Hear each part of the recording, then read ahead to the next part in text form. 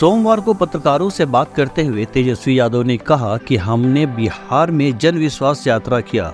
इस जन विश्वास यात्रा को लोगों का आशीर्वाद और प्यार मिला, जिसके कारण मात्र 10 दिनों के भीतर यह रैली सफल हुआ। रैली के दिन खराब मौसम के बावजूद लाखों लोग जुटे रहे।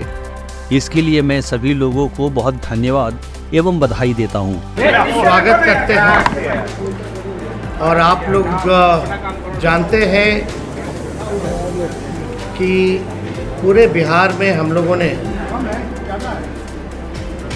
यात्रा किया, जन विश्वास यात्रा, और हर जगह जो है लोगों का हुजूम, जगह जगह भर रास्ते, चाहे दिन हो, रात हो, सुबह हो, शाम हो, लोगों का आशीर्वाद, प्यार और विश्वास और ताकत लोगों ने दिया।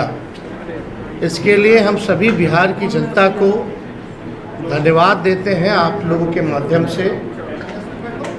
और मात्र 10 दिनों के अंदर, यानी आप समझिए कि पिछले माह के 22 तारीख को ही हम लोगों ने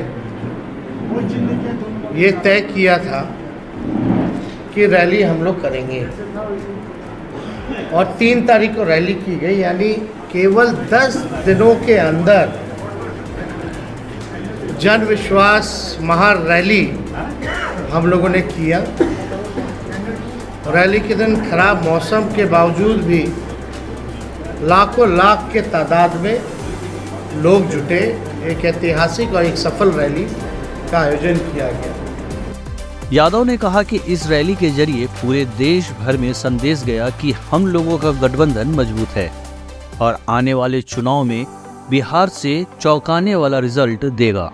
अपनी रैली को सफल बताते हुए तेजस्वी यादव ने कहा कि 3 मार्च की रैली ऐतिहासिक रैली बन गई। आने वाले चुनाव में खींची गई लकीर के अनुसार ही होगा। और आने वाले 2024 के चुनाव को देखते हुए बिहार की धरती ने एक ऐतिहासिक रैली के माध्यम से पूरे देश में संदेश दिया कि हमारा जो गठबंधन है, महागठबंधन, इंडिया का गठबंधन, ये मजबूत है और आने वाले समय में बिहार से हम सब लोग चौंकाने वाला रिजल्ट देंगे। जब हमारी सरकार थी तब हम लोगों ने बिहार में लाखों बेरोजगारों को नौकरी देने का काम किया। 17 महीने में ही हमने हर विभाग में नौकरी दिया है। खेल के क्षेत्र से भी हमने मेडल लाने वाले को नौकरी दी है। पढ़ने वालों के साथ साथ हमने खेलने वाले को भी नौकरी दी है। सफलता के लिए और आने वाला जो चुनाव होगा, साफ तौर पे जो हम लोगों ने लकीर खींची है, हम लोगों ने जिस हिसाब से 5 लाख नौकरियां, बहालियां निकाली हैं, नियुक्ति पत्र लाखों में बांटने का काम किया मात्र 17 महीनों में, आरक्षण की सीमा बढ़ाई गई, नियोजित शिक्षकों को राजकीय कर्मी का दर्जा देने का निर्णय हम लोगों ने कैबिनेट से लिया। स्वयं सहायता समूह, चाहे जीविका दीदी हो, आंगनबाड़ी महिला हो, तालमी मरकज़ हो, विकास मित्र हो, टोला सेवक हो, आशा दीदी हो, ममता दी हो, सभी लोगों के मानदेय को बढ़ाने का निर्णय इन 17 महीनों में हम लोगों ने किया। तो खेल के साथ साथ जो पढ़ने वाले लोग हैं, हम लोगों ने नौकरियां देने का काम किया। वहीं भाजपा पे बड़ा बयान देते हुए कहा कि बीजेपी ने सिर्फ तलवार बांटने की और नफरत फैलाने का काम किया है। हमने सबके हाथ में कलम देने का काम किया है। वहीं तेजस्वी यादव ने वर्तमान सरकार के मंत्रिमंडल विस्तार पर सवाल उठाते हुए कहा कि अब तक मंत्रिमंडल का विस्तार क्यों नहीं हुआ, यह एक बड़ा सवाल है।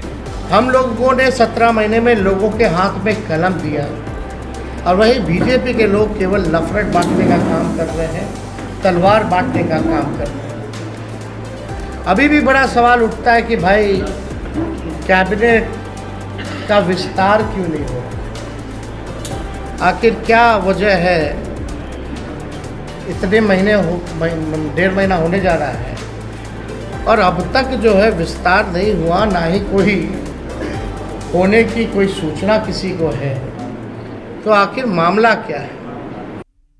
मौजूदा सरकार कोई काम नहीं कर रही।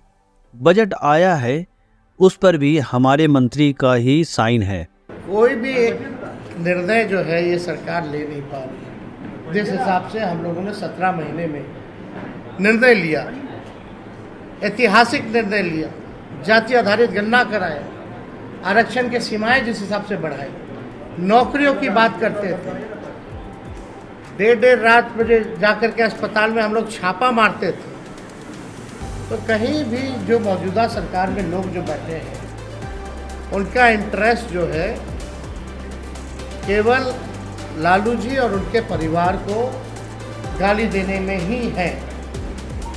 1-1.5 महीना से कोई काम नहीं हो रहा, और जो बजट भी आया वो बजट में हम ही मंत्री लोगों का साइन, जो केवल भाजपा के वित्त मंत्री जो हैं वो पढ़ें, वो हम ही लोगों का काम का गुणगान जो है वो लोग कर रहे थे। ये बजट में देखें तो कैबिनेट में सबसे ज़्यादा मंत्री राष्ट्रीय जनता दल के कोटे के थे, कांग्रेस के थे,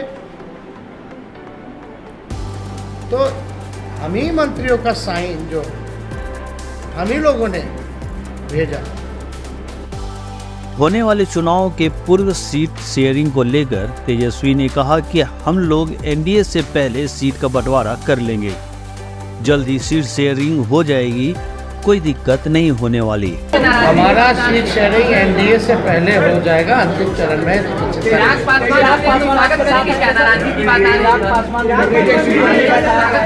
इसमें हमको क्या कहना, हमको तो कहीं जाना है नहीं, हम तो जहाँ हैं वहीं हैं, जिनको आना होगा वो ना बताएंगे, तो तब की बात है।